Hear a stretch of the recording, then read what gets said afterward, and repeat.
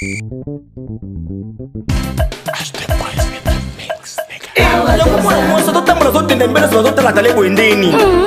bolpe ko craquer makasi weko. Mutoni sangona bopete. Ça ya mado. Nodasha ese madote.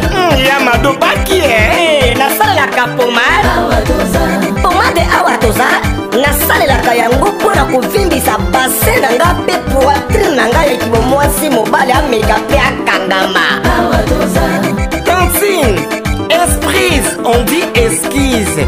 Et bongo biso bato oyo bilogi ekoma biso lokola nsima ya gorille batashe epai nasalela nini. Ok, yo okosalela gel de bave d'escargot okoaplike yango seulement na elongi na yo pendant quelques jours batashe nyonso mpe ekosila yo.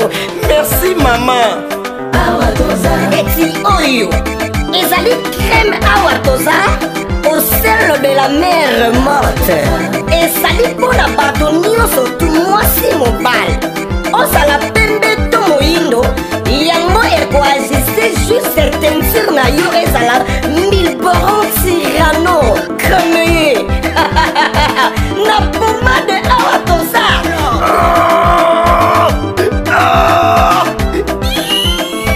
Papa olela nini yango? Mama na okason mobali na ngai ekoma lokola lisap. Ah bon? Mpona bino mibali bokosalela pomade awa toza homme aplike yango na kimobali na yo okosentir etolomo epui endurance ya kimobali mama akosenga pardon. Mama lelo na oyeba mama. La boutique Awatoza, nous sommes en France, précisément à Paris. Arrêt Marcadet 70, métro Marcadet ligne 4, code postal 75018. Pour tout contact, appelez Maman Nicole au plus 33 7 51 11 09 75. Ancienneté, les à Maman Nicole.